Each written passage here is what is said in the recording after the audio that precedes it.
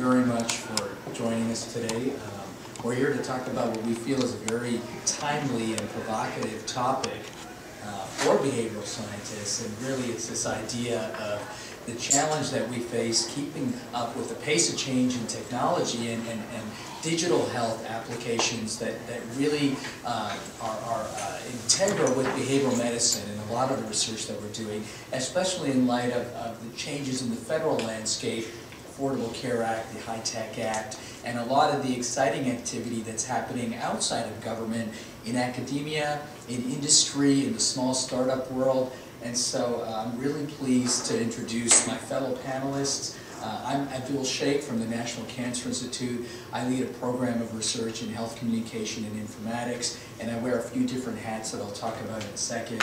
I also have Lee Ritterband here from the University of Virginia. He's going to be talking about the academic startup perspective as a researcher in digital health. We also have Bern Chen here, formerly from Intel, who is now very active in this digital innovation space. He's going to provide various perspectives that'll be of interest to researchers in behavioral medicine.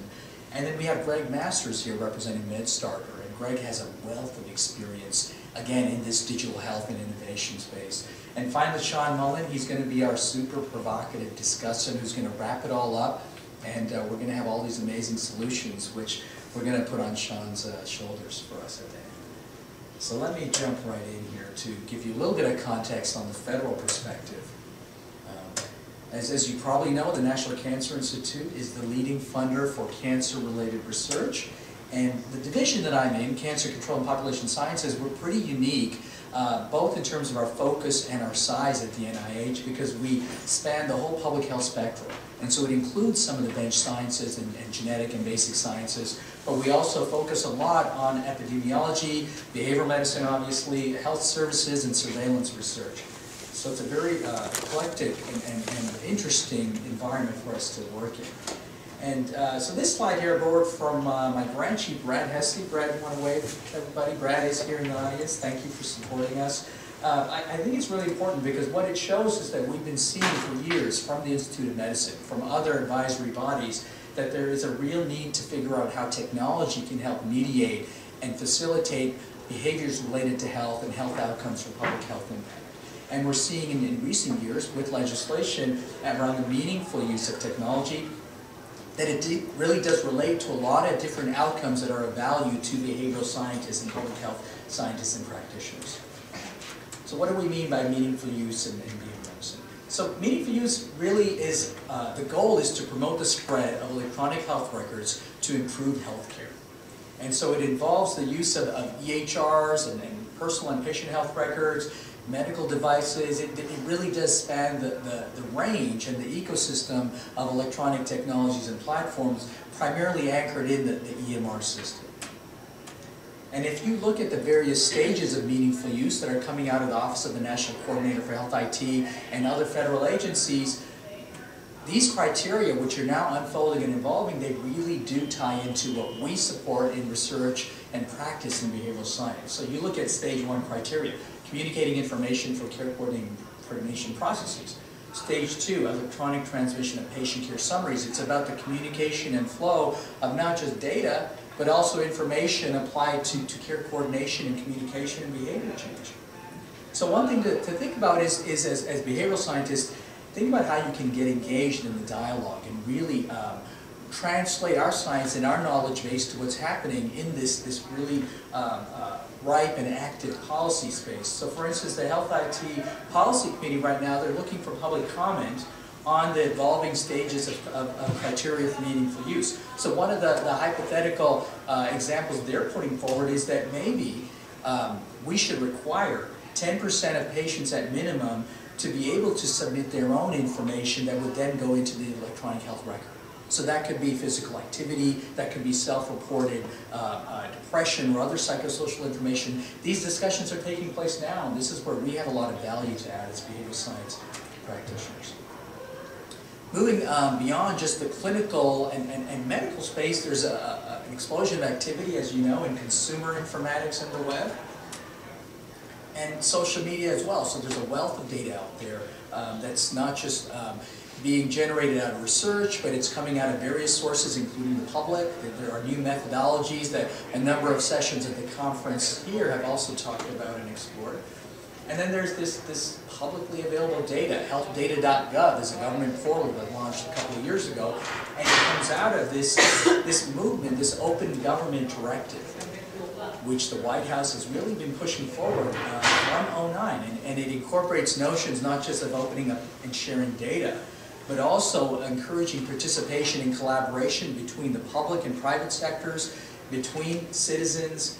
And so we've seen legislation such as the America Competes Act being reauthorized. And this was a key act because what it did is it gave us, as the federal government, the authority to run these innovation challenges and to provide funding and resources and prizes to help address some of the tough problems that we face, not just in cancer, not just in health, but across the various agencies in the public sector. And so some things to keep track of include healthdata.gov, include these health data forums and data paloozas. Everyone's got a palooza, right? So we have our Health Data Palooza, and that's every June. There's going to be one this June in DC. But there's a number of activities and initiatives which, again, our science and our evidence can help inform. Then there's this area of crowdsourcing and innovation, which is really, crowdsourcing is the idea of outsourcing tasks and challenges to the public.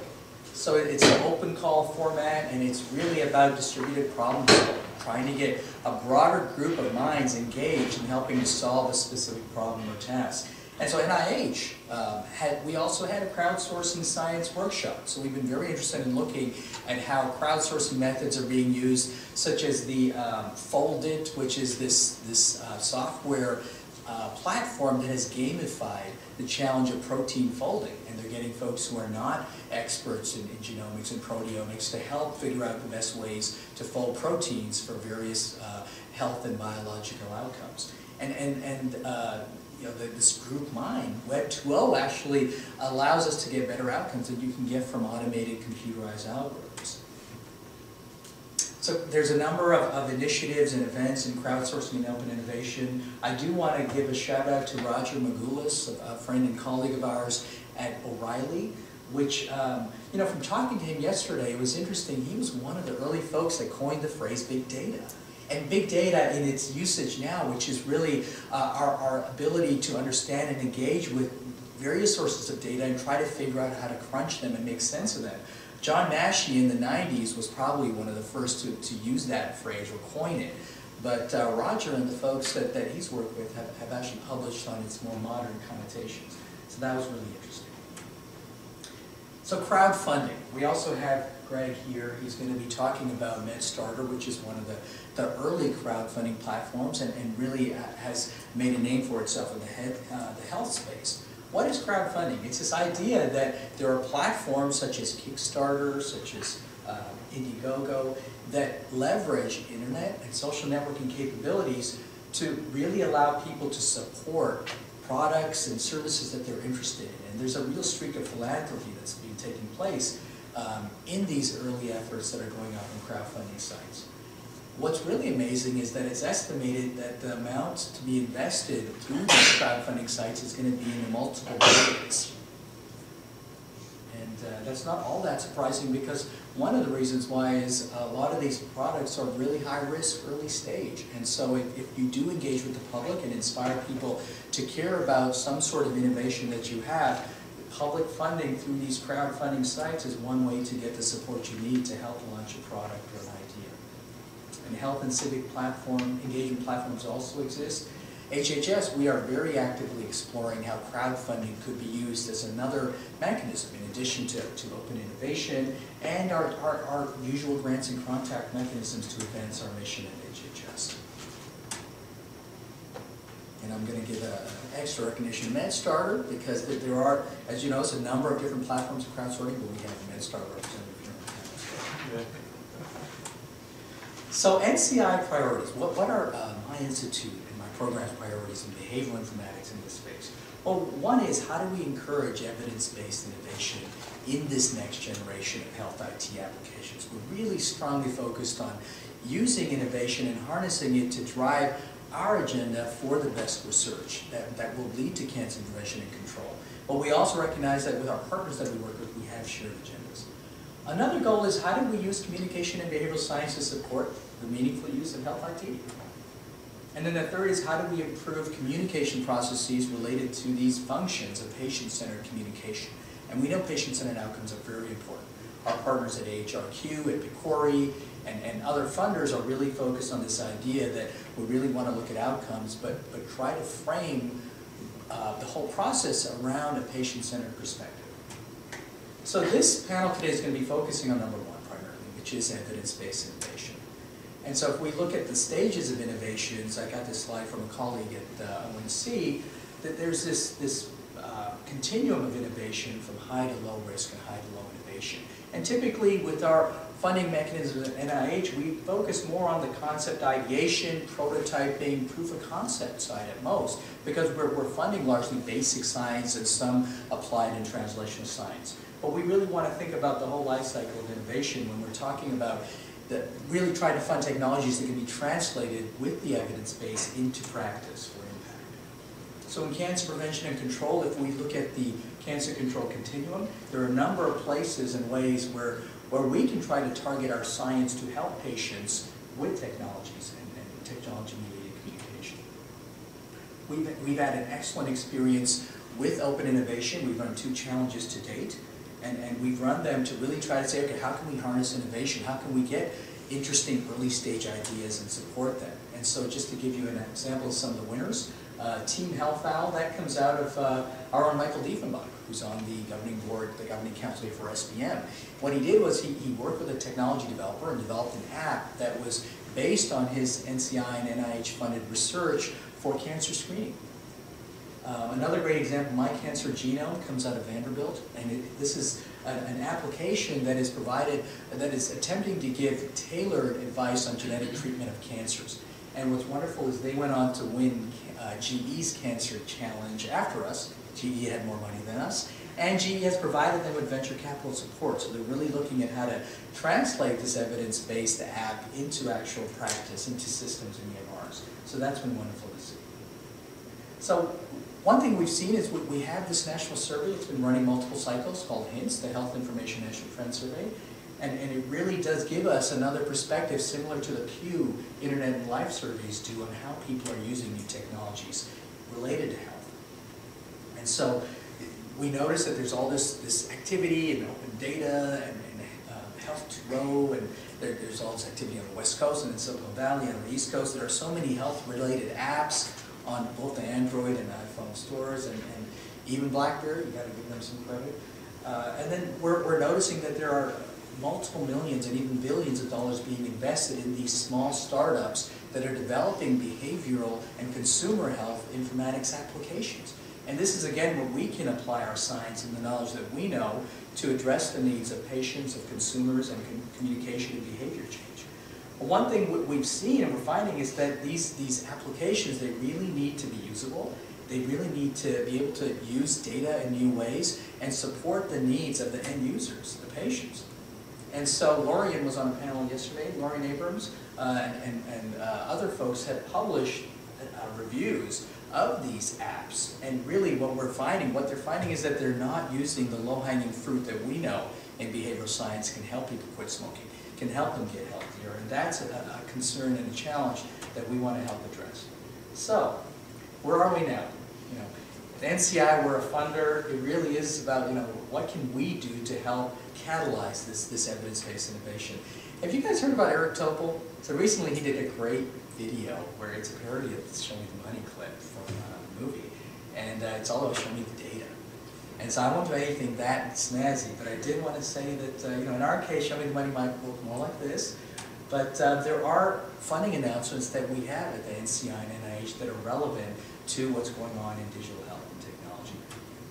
Very briefly, we have an SBIR, a Small Business Innovation Research Opportunity, which is meant to help fund evidence-based technologies for communication, for care coordination, and it addresses what we've seen as a gap in our SBR portfolio, where there are products that come out, but they're not picking up traction, they're not being commercialized, they're not crossing that valley of death. And so with this particular FOA, we want small businesses and academics So we're going to hear from some of our panelists in this space to come in with a big business plan from the ground floor.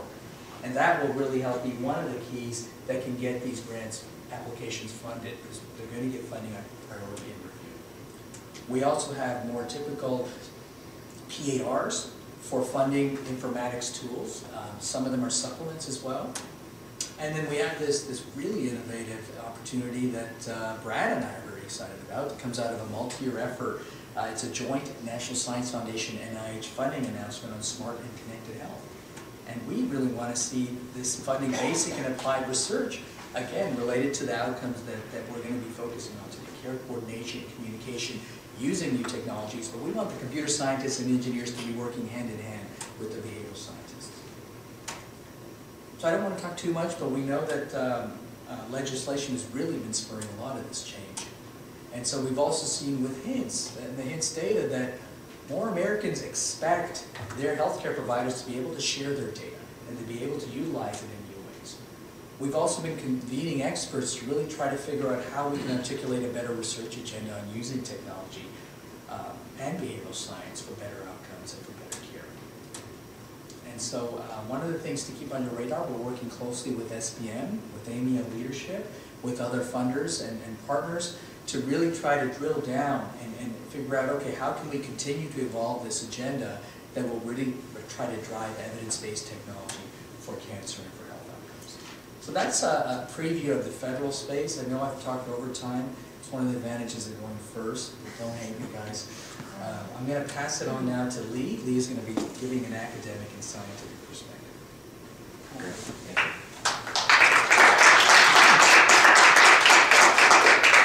Great, thank you. Yeah, sincere thanks to you, Bill, for putting this together. You know, I actually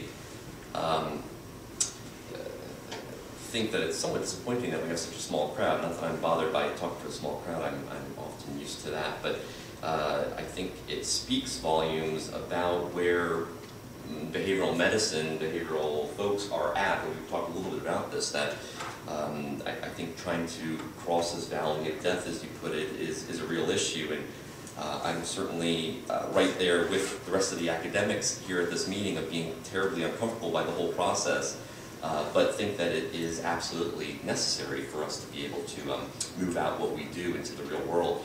I actually had another panel at this exact same time that's going on over in number 2, I think, and I clearly chose the wrong one to come to, but I really felt like this is the one that was much more important and the one that was closer to my heart at the time. So anyway, I'm Lee Ritterband. I'm at the University of Virginia. I direct the Behavioral Health and Technology Lab, and I've been at UVA since the 97 or so, and doing this e-health work since that time. So I'm starting to feel like one of the old folks. In the last couple of years, we've started a startup company, which is what I will be spending my time here talking about, B-Health Solutions. I usually make a disclaimer, but given that the entire talk is about that, I will just share more about what that is as we go on. So I was thinking on how to put together this presentation. I have 2 young boys, 8 and 11, and they've been wanting to see this new Wizard of Oz movie. And so as we were talking about going, which we haven't gone to see yet, it got me thinking that there are a lot of parallels between the movie and my own movie. So part of what I'm going to share with you is my own path and present it in a bit of a Wizard of Oz themed presentation. So, you know, we had some real frustrations and disappointments with our e-health work. We have been getting a lot of funding. We've been quite successful being funded by quite a few institutes at NIH, and I feel very fortunate for that. But as I've seen with many colleagues and other researchers, we do these nice trials and we get some nice findings, and then they sit on a shelf and they don't go anywhere. So we decided that we were a little frustrated by that and started to think about, well, what does that mean? So this had been going on for a number of years. And then in 2009, we seemed to land in Oz. We had a paper that came out that was one of our outcome studies for our insomnia intervention, which is called Shut-Eye. And it was published in 2009 in Archives of General Psychiatry, which is now JAMA Psychiatry, and it was not the first outcome paper we've done. Again, we had been writing outcome papers for a decade at that point. But there was an enormous amount of interest, and we had people coming out of the woodwork once this paper came out. We were completely unprepared for the exposure. We were on television and newspapers. My family and I were actually in Australia the summer that this came out, and I'm literally sitting in Sydney and open up the Sydney Morning Herald, and there's an article about our work. So it was incredibly exciting and terribly overwhelming, and we had entrepreneurs and businesses and all kinds of folks coming to us saying this is something we wanted to do. So we realized that there was some kind of path. We knew that there was a way forward, but we didn't know what it was. We didn't know really how we needed to move forward and where to go. So we hired some business consultants. We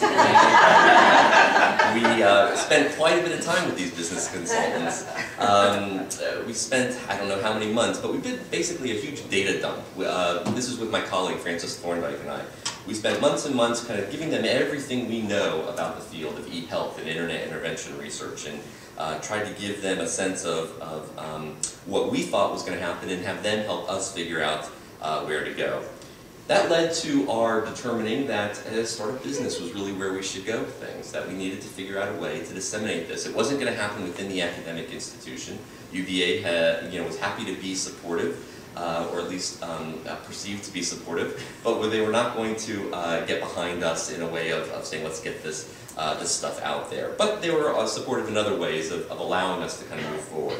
So we identified this small business that we really wanted to focus on dissemination. We then started meeting with lots of different people and identified an entrepreneur in particular who we decided would come in and work with us in a big way and really be the CEO of this company. Interestingly, in this space, he really understands it. His name is Joe Jennings. He actually started Scholar One, that most of us know quite well. He sold Scholar One 5 or 6 years ago to Thomson Scientific. Spent a couple of years trying to figure out what he wanted to do next. He happened to be in Charlottesville, so there was a lot of coincidental coincidences that occurred. He came to us and said, "This is what I want to do next," and we said, "Great, let's do it." So Joe is the main force behind the new company. After we got that all established, we then started working with the university and started working with the Patent Foundation to figure out how we could move the work that we were doing out. So everything that we have done within the lab continues to be owned by UVA, and it gets licensed to the startup company. The startup company then spends a bit of money, royalties back to the university, and so supposedly everybody is happy. So we're now working on taking what we've done in the lab and trying to disseminate it through the startup company. And we have interventions that we're trying to do to make available. We have other softwares that we've tried to make available. And this has brought us to a point of us kind of as happily singing down the yellow brick road and figuring out where we go next. Here this is the talk in a less colorful, but still somewhat colorful way, but I was still debating on whether Wizard of Oz was the way to go. But these were the steps that we took. A couple of thoughts, given this path that we've taken, there are a number of primary take-home points that I want to spend a little bit of time on. One was, or is there are a lot of challenges, and there's a lot of things that can get in the way, and problems that can happen, and houses that can fall on you and smush you to death. And we've had to navigate these, and they have been a real challenge, and for somebody like me as an academic, an enormous learning curve has had to happen in understanding the business side of things. The other big part is a wearing of many different hats. I've heard that theme now several times throughout the last couple of days, but it is absolutely true, and I feel that I am constantly challenged with wearing my academic hat and figuring out how do I support the lab and make things go well within the university, and how do I then wear this hat of business and bring in new revenues and all kinds of businessy jargon that I continue to learn. And the other piece is the sense of not always knowing exactly what we've got, that we might have more than what we realized we had. And in this case, one of the things I wanted to stress was here, our plan was just to disseminate these interventions. And what we have found, and while that has gone well, what we have found is that through the years we have been able to create a really impressive software infrastructure for housing and developing and maintaining these interventions that we've had, and that has been what we have found people most intrigued by. So we are now working with researchers across the US, across the world. We've got projects in Australia and in Europe where we're working with researchers on developing their interventions, and not even just their interventions, but developing or creating a infrastructure for managing their studies. So we have a study management, a web-based study management infrastructure that we can help other researchers really get up and running. So it's been a piece of this path that was unexpected that has seemed to be really a good step forward for us. I think I'll stop there. I was not planning on spending a whole lot more time, but during the panel part of this, we can certainly talk more. Can we take a question? Or should we we take one question, and then we'll save the body of them for the end. Sure. You said up Yellow Brick Road, I'm not grasping. What is the key business mission of this company? The key business mission of the company? Well, the key business mission is in disseminating these interventions. So it has become the dissemination arm of our research lab. So we have internet interventions that we have developed, evaluated, empirically proven, and the company's primary focus is in helping us disseminate those out. So could you give an example? Sure. So that's two questions. Let's get an example. It's 1.5. That's right. It's a follow-up. So the shut-eye, for example, that I mentioned, the insomnia intervention that we developed, we've run a number of trials. One was with folks that primarily had chronic insomnia. One was actually with cancer survivors. We did RCTs, a couple of RCTs, found really strong empirical validity for this intervention as being something that was significantly improving outcomes, but then had no way of then making that available to people. So we took shut-eye and have licensed it through the Patent Foundation of the university, and the company now is working to disseminate that. I'm working with sleep centers and EAPs and insurers and even direct-to-consumer. You can go to shuteye.me and purchase it on your own. So that's one of many, many examples that we've been able to start moving forward. I'll stop there. We'll talk more soon. Thank you.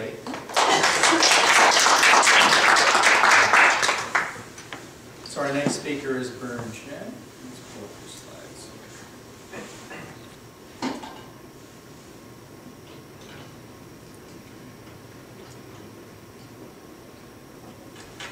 Thanks, Nicole.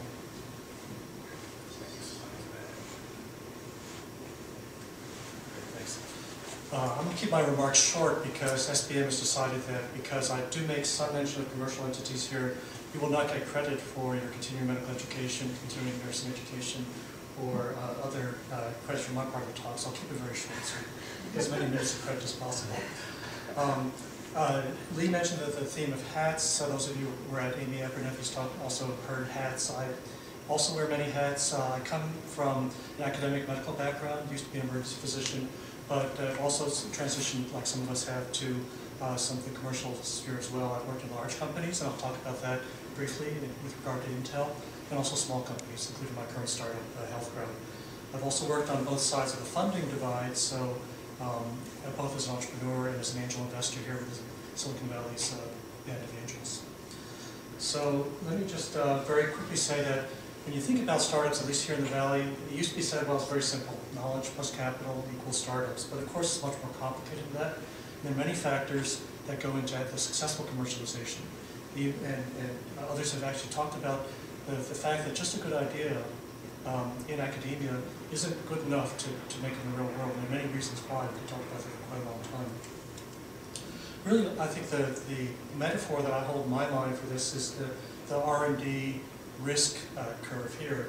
If you think of, on the x-axis, increasing risk toward the left and effort on the right, and on the y-axis, you see that there's essentially a bell curve of risk, but in the universities it tends to be more toward the high risk.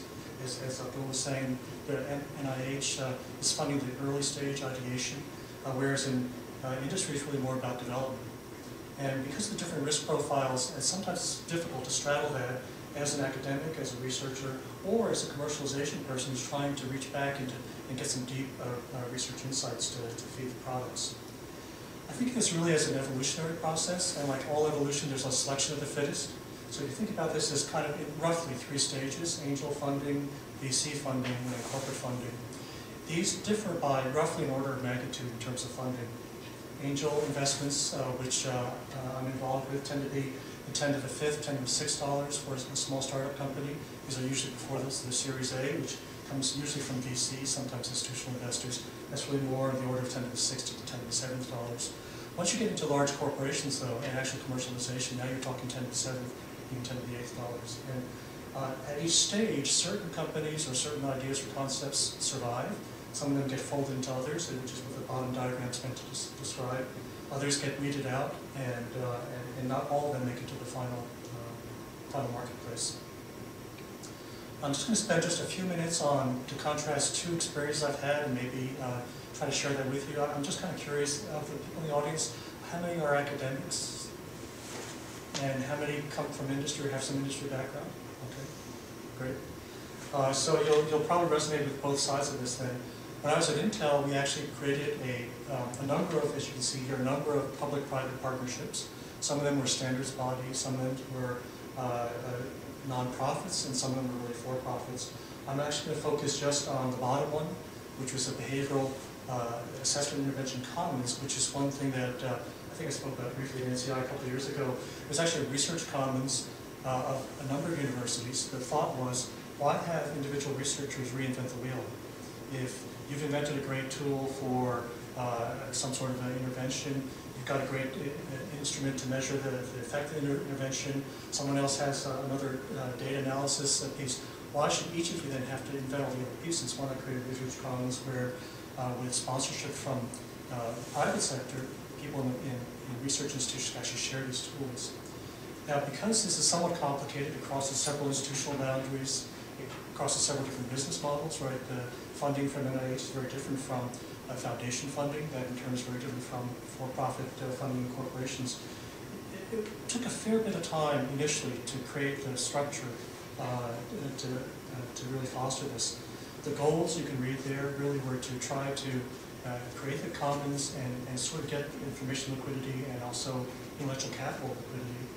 The metrics really came from that, number of papers, and by the way, since Intel wasn't a nonprofit, eventually it had to translate to royalties or to ideas picked up for commercialization. And then at the very bottom, because of that, there was structure and governance, which was kind of boring in a way, but very important for those of you who are used to university risk management and legal departments.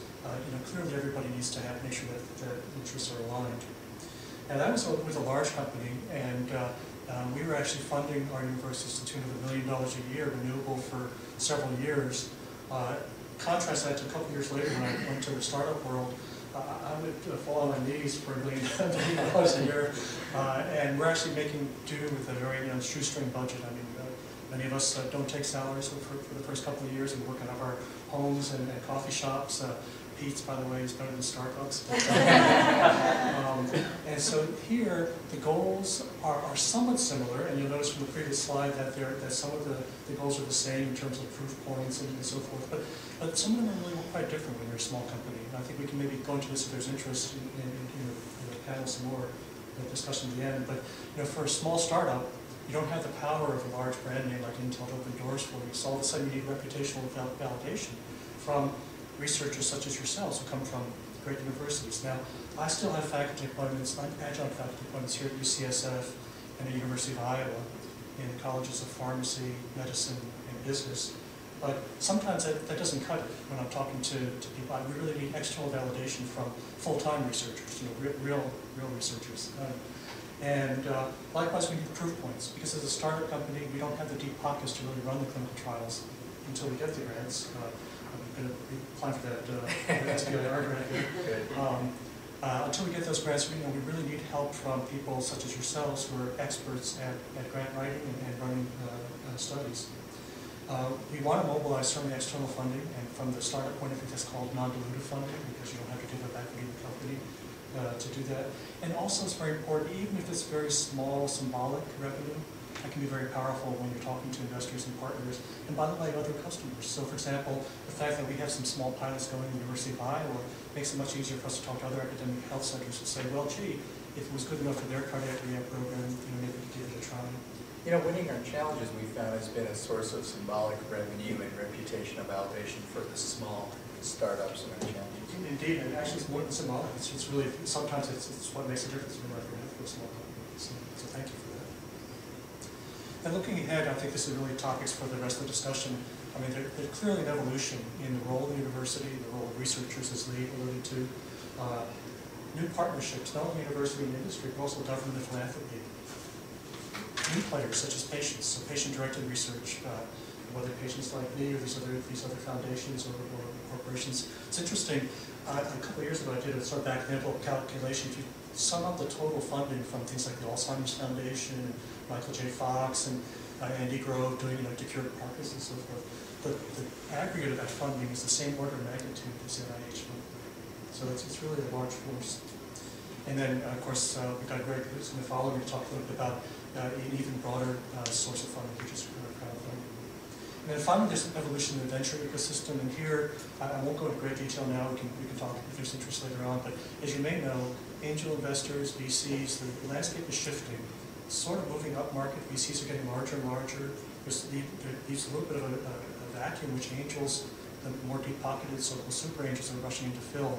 It's created very interesting changes in the risk appetite. And so for those who have interest, here certainly Silicon Valley and elsewhere, the whole market for getting your ideas funded, and if you're an academic thinking to start a company, is changing. It'd be fun to talk about that. So thanks very much. And I think if you take nothing else from this talk, I'd like to say that all of us in industry will welcome and warmly welcome collaboration. So I'd be happy to talk offline after that. Thank you. Thank you, Vern. That was really helpful in giving us insight on the bridges between industry and academia and nonprofits that build nicely on what you shared earlier. Okay, thanks everyone. Sorry about the interruption there. My name's Greg Masters, and for those of you who are Twitter savvy, there's a hashtag that we're posting to for the conference, the # SBM 2013. I believe I've seen a couple of tweets in here. And I'm 2Health Guru on Twitter. Background is in public health, clinical psychology. How many are practitioners? I saw the academic hands go up and the industry reps. So we've got a few practitioners as well. So I think you'll be interested because we're at the level of crowdfunding in the healthcare space. We're at the granular level. So the problem in healthcare is whether it's behavioral medicine or otherwise, acute care, rehab, the entire continuum, is startups are hard. And the primary reason is we have a patchwork of regulations, agencies, and overseers who are in the way of the pathway from, not in the way, let's say they're part of the value-added chain from ideation to market. I like that. Okay. Under your stewardship, I feel good about it.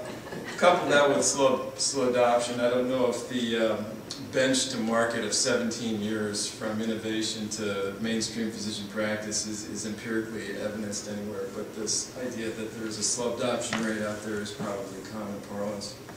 And then you add to that essentially the deep infrastructure of legacy systems, entrenched interests, and institutional inertia, and that's pretty much what we're up against.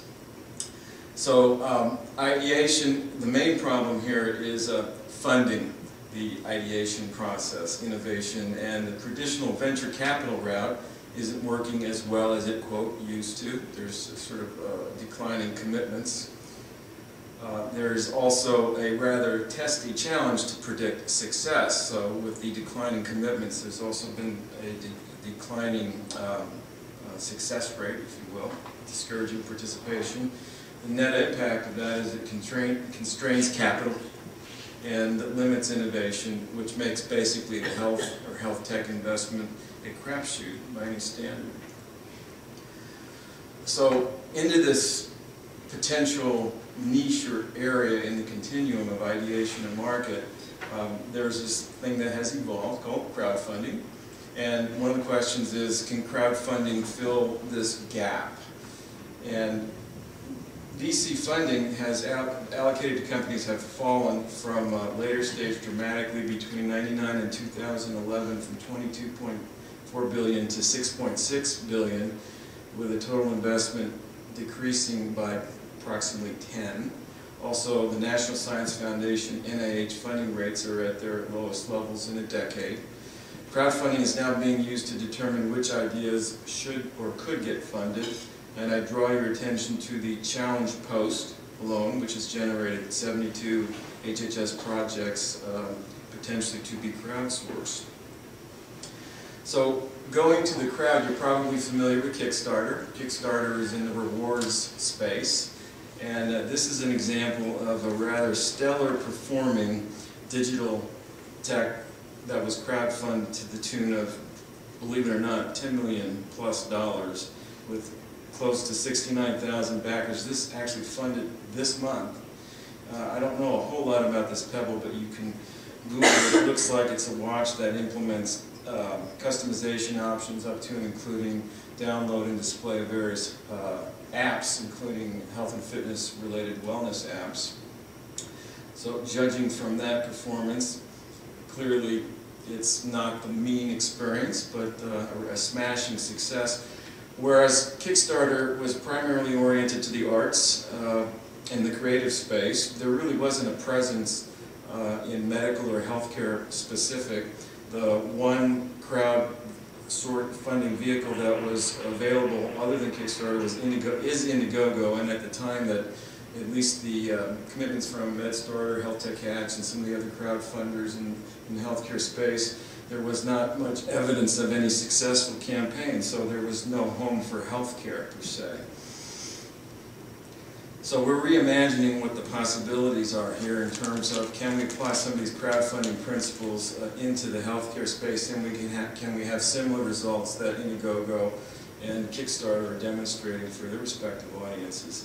So in healthcare, it's right now, again, also a rewards-based system, i.e. perks, or sort of early ins, if you will, pre-releases of product, services, or whatnot. So there's no equity, that's my point. And it's typically an all or nothing, which is you stipulate your raise, and if you get it, the money accrues to you or not. And the alternative to that, since a number of campaigns haven't been funding, was the so-called flexible funding option, which is keep what you raise. And add to that this idea of basic and full service models, which would be a DIY, for instance, listing with any one of the crowdfunding sources. And you're pretty much on your own. Everything that you're going to do, from concept to the fulfillment to the video that you would ultimately create to optimize your ask, it's all up to you. And in later stages, there are now more full service models where we're not just an exchange onto which you list, but we're also consultants, advisors who are part of the process of building value in your ask. In addition to just the crowdfunding listing, there are services that can be offered up to and including industry and public events, some of the challenges we heard about earlier, mentorship programs where leaders from the field come in and interact with ideation and fulfillment conversations from end to end, and the government challenges. So I'll give you some data here. From the point of view of our experience, since we've launched about a year now, we facilitated listings between 5 and 8% of funds that are raised online as the management fee, if you will. In a partnered sense, not all programs are solely funded online. They're actually positioned online. People gain attention and they are taken offline. There's a percentage share that applies to those. And then in the accelerated, there's a, which is a raise that might be initially listed, taken offline, partnered, and developed. There's a, quote, kicker to have some continuing relationship with the listing. Since the program has launched, it's gotten a lot of coverage from ABC to Forbes to Wall Street Journal, and some of the names here we appreciate from Dave Chase, who's the CEO of Avado, which is a patient engagement firm, gave us a nice little write-up. So here's been our experience to date. These are successful projects that have funded. I won't drill into any one of them, but let you know that on average, and the crowd can be tough. You have a great idea. That doesn't guarantee success. So it's a matter of the gestalt, the network, the reach, the influencers, how you all tie together, the quality of your video, the message, the timing of your ask. All that stuff is part of the success equation. But on average, we're raising $12,000, which seems like a relatively small amount. But offline, it's a much larger chunk. So look at it this way: if you don't see successfully funded campaigns necessarily, that does not mean that it wasn't a success for the sponsors, because it might be taken offline. Here's an example of one app for clinical trial sourcing. It's a diabetes app written by EndoGoddess on Twitter, @EndoGoddess. She developed an mHealth app that was crowdfunded. Here's an example of the agility that's associated with this democratization that so-called digital tools enable. The Health Innovation Broadcast Consortium came together in 2 weeks. They went to the annual meeting of the Health Information Management Systems Society meeting in New Orleans earlier this month. It was an association of bloggers, journalists, healthcare personalities, and so-called Twitterati. And we pulled it together in 2 weeks, and we fielded roughly 30 plus interviews, 150,000 viewer minutes, and it was a scramble. And I'll show you just a few seconds of the, this is the ask on MedStarter, and this is an example of what a campaign would look like in terms of the value proposition on the ask.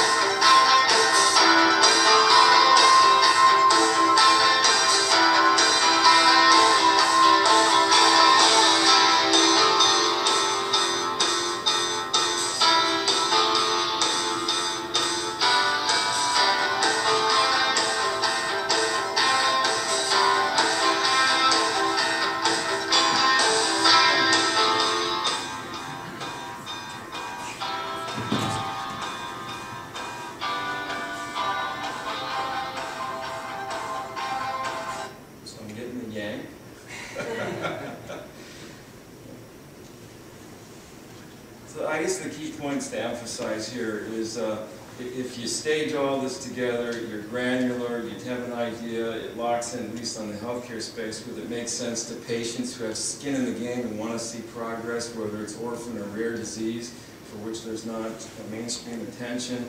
Pull in docs who are allies around this. Ultimately, partners get interested, institutions take note, investors chime in, and you've got basically a wave. So when crowds care about your offer, it facilitates the process end-to-end, funding partners, publicity, and ultimately community. And it's just the beginning. Since this is in the rewards-based space, the Jobs Act is enabling equity-based crowdfunding. We're waiting for the rules. Like everything else, it's caught up in the policy and political ideology battles that are going on in Washington. So it remains to be seen if rules are even released. But the odds are there'll be some form of equity-based crowdfunding in the not-too-distant future.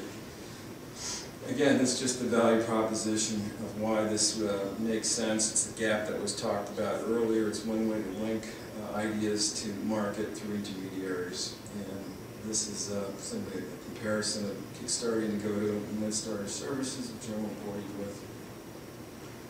And I think I'll just leave it there. That's basically it. I appreciate the time to chat with you today, and hope you got something out of it. Greg Masters, 2Health Guru on Twitter. Sean, you're up. I'm cognizant of time because whoever went first, they you know, sucked up a lot of time. Go first. about that. But Sean is going to wrap it up, and we hope to have some time for questions and input as well. Wow, I'm like to synthesize. How's that? So I was furiously writing down some notes, and as any academic behavioral scientist would do, I mean, I would feel naked up here without some notes. So most discussants usually just wing it, but I need these things. So I'm a behavioral scientist in the field of exercise psychology. My lab is exercise technology and cognition lab, but I use this stuff all the time. So I can identify with all of you. I'm really encouraged by the fact that NCI is funding, changing, shifting priorities. We wouldn't be here and talking about crowdfunding and things if it wasn't a necessity, and creativity emerges out of necessity, and we're getting funding through new avenues. I can identify with Lee's frustration in academia. So if you went to the president's talk, I was one of those guys that left the talk last year. Eric Heckler's talk is a good friend of mine and colleague, but I wasn't sure if I should be riding the wave or really being more skeptical about should this stuff even be funded. Is mobile health showing the evidence that really deserves the funding? But I got home and I looked at the literature, and literature said to me that primary outcomes were getting published within the first 5 years of getting the funding, and that was 50% are not getting out there, and that was troublesome to me. So I immediately started meeting with my dean, department head. I wanted to get crowdfunding at UIUC. They put the X on that. So it's a frustrating process.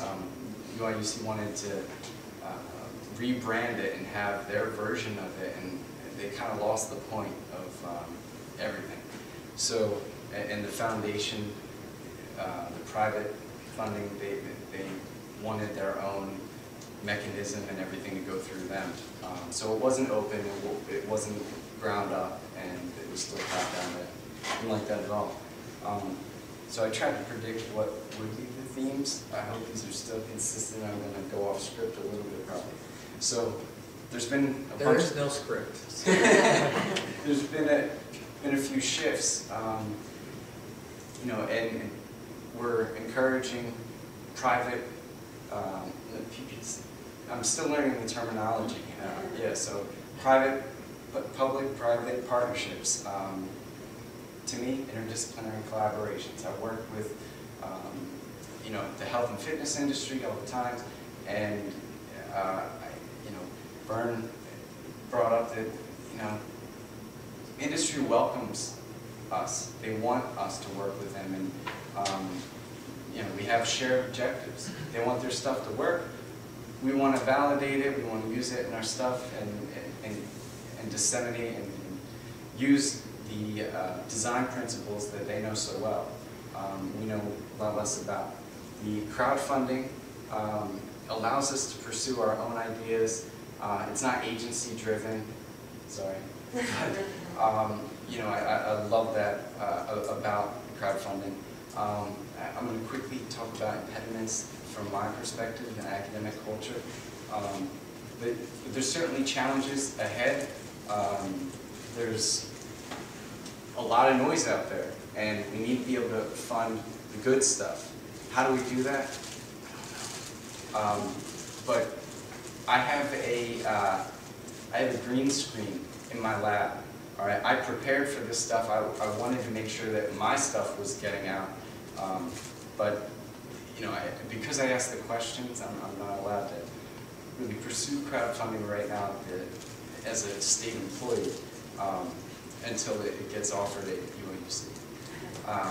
So working with the industry is still time intensive. It's a lot of work. There's a lot of planning involved. It took me about 6 months just to get approval to use mobile devices. You probably have all been through that, but it's a pain to do this type of work.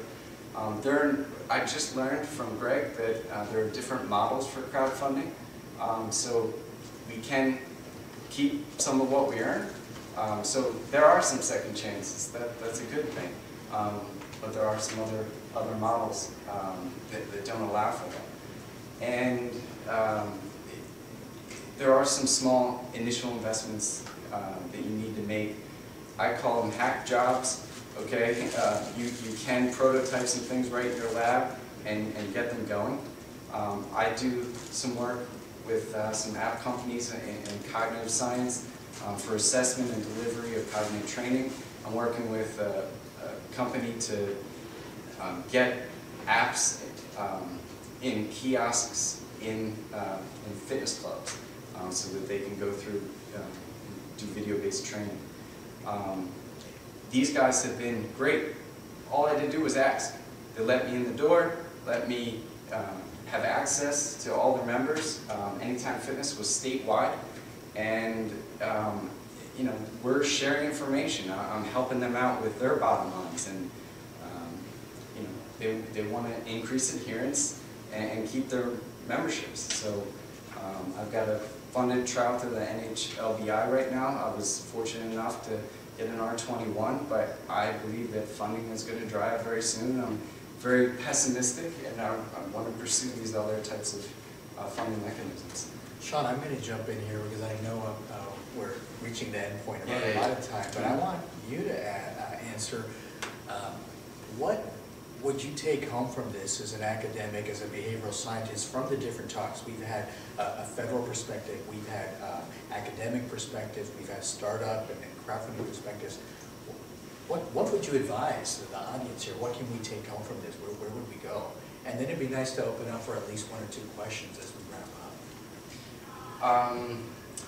You need to talk with your colleagues and spread the word, education first, to get them to embrace these new ecosystems. You know, there's this pervasive attitude that you know, industry's going to steal our ideas. What's the rush? And well, we need to be able to test this stuff. You know, so we need to be able to fund it. So that's the rush. And you know, operating systems change so quickly. We need to be able to incorporate that into our design, and that shouldn't be a barrier to getting going after this. Okay. But those are some good points, I think, and you look at the timelines for the various sources of funding, federal versus public versus private sector, crowdfunding. That's something we need to adapt to and think about creatively as academics partnering with other folks. I'm going to open up the floor. We have our panelists here with a wealth of experience and advice. Are there any questions or any issues that you want to raise from the audience? Yes? My question is for Dr. Ritterband. I work in an academic medical center, and I would love to be able to convince my institution to buy your programs, and any advice for how we can get an institution to invest in those types of services for our patients? Sure, yeah. We've been doing actually just that. So we've been working with certain universities, with certain EAPs within universities. So I'd be happy to discuss those things with you or introduce you to the folks at BeHealth. We actually, for the first time, are sponsoring or one of the exhibitors at the SBM meetings. We have a table at the poster session. You can come by and talk with some of the folks there. But yes, we're working on that. We think that that's the way to get all this stuff out there and get it included. So that'd be great. Just down the road at VCU, actually. Oh, perfect. Yeah, very good. Very good. Yeah. Can we stick around for questions afterwards? And if folks need to leave, feel free to go ahead, but there were some other questions. Go ahead. Sure. Lee, could you talk a little bit about your life as an academic with your shared hat as having a official title and being part of your company? And are you working, I'm really interested in the logistics and yeah, the logistics stink. On both. it's a challenge, a really big challenge, and what I've been telling folks who have asked that question, because I think it is a question that people are interested in, and certainly I wanted to know before I started doing it. My current path is really unsustainable. It feels unsustainable. I feel like I am doing two full-time jobs at this point. I'm fortunate to have a terrific colleague in Frances Thorndike, who actually has reduced her effort at the university. So she's now 60% in the lab and 40% at the small company. So that has been huge. She really does the bulk of bridging the academic part with the health part. We've also been really fortunate in having some terrific people come in on the bee health side who are incredibly knowledgeable. A couple of them are here. I won't totally point them out, but people who really understand marketing and management right behind you. I would point myself. Yeah. Mary's had a long-term relationship with Scholar One and Rosetta Stone, and was able to come in and really help move us forward. So we've just been really, I think we've been fortunate. I don't know that everybody would be quite as lucky in having those right people do it. But personally, it's exhausting, and there needs to be some kind of change.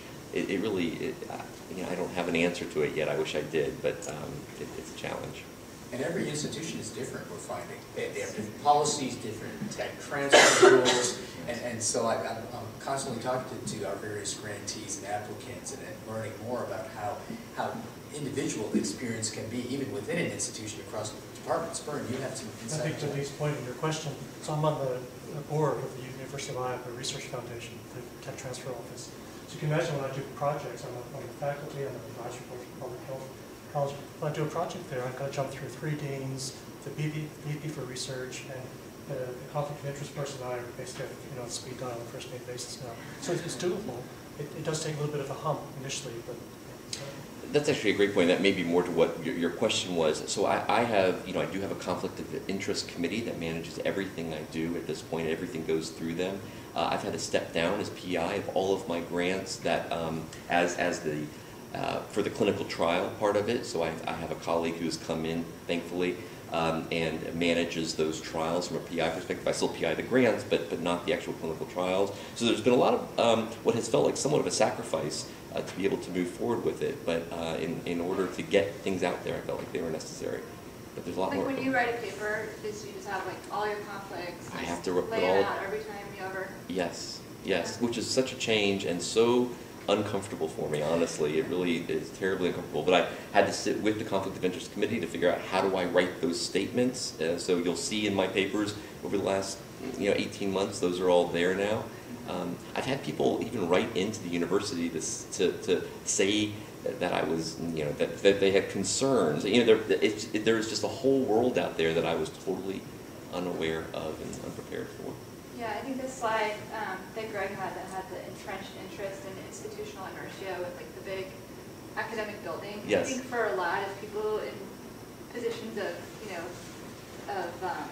approval at universities, it's just easier for them to say no. Absolutely. There's no upside to them. It's just easier to say no, you can't do it because I can't wrap my brain around how to structure this in a way that makes sense, so I'm just going to say no. We hear that a lot in government as well. Yeah. It's easier for them to just say, sorry, can't do it, or you need to figure out the solution. I actually had to write the tech transfer agreement at my own institution because nobody well, if there's anything I can do, I'd be happy to talk more about it or help, but yes, it is a real challenge. Yeah, I just think that there's so many thorny, just simple regulatory, conflict of interest, employment, like if you drop down to 60%, right. Like, do you stop getting your health care? Yeah. I mean, there's just a lot of really complicated, thorny issues where I kind of agree with my administrators. Like, it's just so hard to figure out that it's just easier to say no. But I do feel like there's been a change over the last couple of years within academia. There's this real, at least perceived sense of we want to make this different. We want to get what we're doing as academics out there. And I think that it feels like mostly lip service at the moment, but at least there's lip service. It's true. Yeah. I agree. It's getting better, but it would be great to have some kind of repository of our kids are going to have such a great world. Contracts and agreements between academic institutions and startups that get into some of this just down nitty gritty about, you know, if you end up dropping your time because you need to spend more time on your startup, that we will pay your healthcare for whatever, just Right. all the little things that like end up just sinking the battleship. Yeah. You're right. There was a question at the back. Yeah, I think with the, you know, the theme of this conference, I just had this kind of, this paradox of wanting to disseminate everything we're finding, and then also the idea of our, you know, protection of our intellectual property. And so if the panelists want to talk about, you know, obviously we want to disseminate this, the end goal is to have a public health impact, but then at the same time, you know, it's your baby, you've put your blood, sweat, and tears into a project. How does the industry protect you from that? Or what does that relationship look like? So I can maybe speak a little bit our experience at Intel. I became familiar with the term RAND, reasonable and non-discriminatory. So we say to the university researchers, well, you and the university owns the intellectual property, but within the commons, let's agree that we'll all cross-license at reasonable and non-discriminatory terms with each other. If the inventor wants to go on and commercialize it, they of course have the first right to refuse. But if they decide not to pursue it or not to protect it, then in this case Intel or the industry partner will be able to take it forward. So there are ways, I think, as long as you have an open discussion and say, well, here's what we propose, here's a royalty rate, does that make sense to you? Here's some terms. Let's think of the scenarios, what might happen. What if you invented something, wanted then later on to turn into another company, how would that work? I think as long as you talk about it, pretty frankly. And who consults on that though? You know, I would have no idea what type of royalty I might want. You know, so is that just a lawyer? Is that someone who's provided within the institution? Your university tech transfer office should be able to help you at least with the initial guidance there, but there's a lot of stuff online too. If you can Google almost anything these days. But there's such a tension there too. You know, even though our patent foundation was very supportive, they're also wanting to make sure they get the best deal they get to get the most royalties that come in. And then I'm stuck in this position as an academic because I get a % of the royalties that come in from the business, but I'm also wanting to make sure we as a business get maintain the most equity. And so it's a real tension. And I think most tech transfer offices and patent foundations are not, you know, not very good. You got to be a real Wizard of Oz. Well, maybe. I love this discussion. I don't want to stop it. I was going to make one final statement, actually, and that because I heard that maybe this is the wrong place to be right now, and I'm thinking it's just exactly the opposite. This is California. It was founded by pioneers. And you know what? You guys are the pioneers in those other rooms. Donner Party of 7 over there. You know, I think I appreciate the fact that you guys are really trying to blaze this ground. And you know what? The first RCT wasn't funded until 1952. So you know what?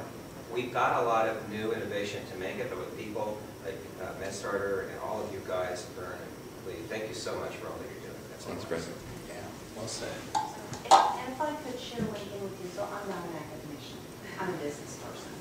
And yes, I am part of eHealth, but I wanted to let you know what a huge difference it makes. When they're saying that businesses want to partner with you, they do. It is an honor and a privilege to be able to talk to the people whose lives are affected by the outcomes of the science. When I talk to the parents whose lives that they've changed based on Lee and Princess's work, who have pediatric endocrisis, or I talk to the person who says, do you know that I have not slept in 20 years and I can now sleep? It actually has gone beyond the research to it's actually doing what it is you intended, which was to actually make it effective in a broader spectrum. And so, you know, I know it's a pain, and I know it's not always fun, but I would encourage you to work with the foundations or to work with a business partner, you know, to realize the effectiveness of your work, because it really does matter. See, I told you she was good, didn't I? Let's give a big hand to our panel. Thank you. Thanks.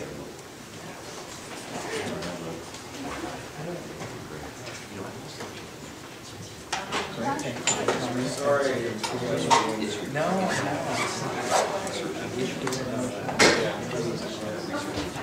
Good to see you on Twitter.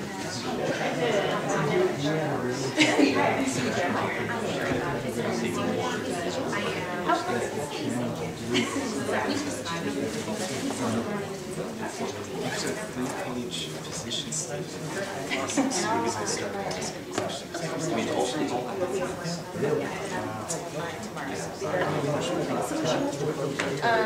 You know what?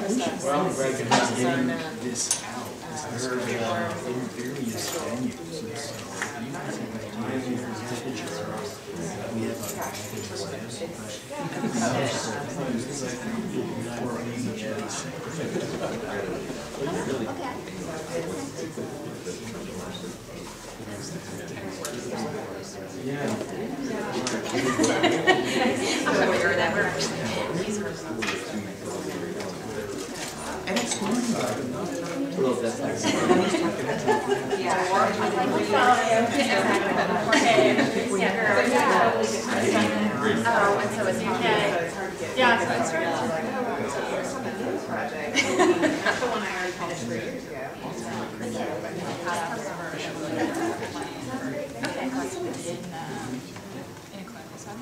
They're just like really nice people. And I went through horrible business divorce, and my partner got me out, and he's still going. But it was like just the whole academic business cultural difference, and like I love being here because all these mental apps have been shared out of space. We're going to be out of other space, but like the time, the money, the culture, like it just the Venn diagram barely overlaps. Like the people that are in the middle and can figure out what to work. You're charting new territory, but enormous it's so I find it incredibly complicated. I'm gonna do it again. But Seems like you have more experience than us. my husband is a software VC, which is very helpful, and I live here, so I have a lot of friends. No people that can write you a contract, or like there's a lot of startup resources here. But I'm here in California. Yeah, I'm at the Cancer Prevention Institute of California, which is a nonprofit affiliate with Stanford. But it's very interesting, so hard. Oh yeah, like no, it's and they're all like everyone. And you can appreciate where everyone's ultimate interest is in life. That's part of it. Yeah, but I mean, you can't as academics right now, like technology, and so I'm hoping I'm looking for do it all.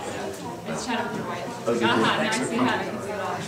So well, and and I'll make those introductions to Caroline. She's had her own career. She was in the hospital. She was overseas. Yeah, she was good. Okay, good. She did some of her advice, which was like the gray areas to work. Figure out the way that you do it that way, which is pretty much how I wrote my own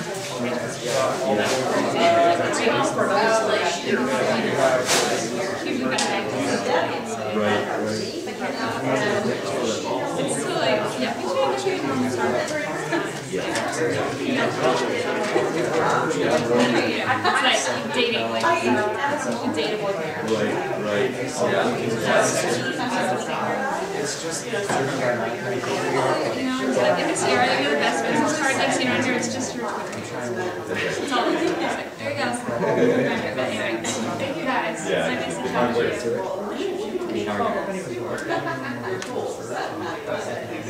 It's great to see you.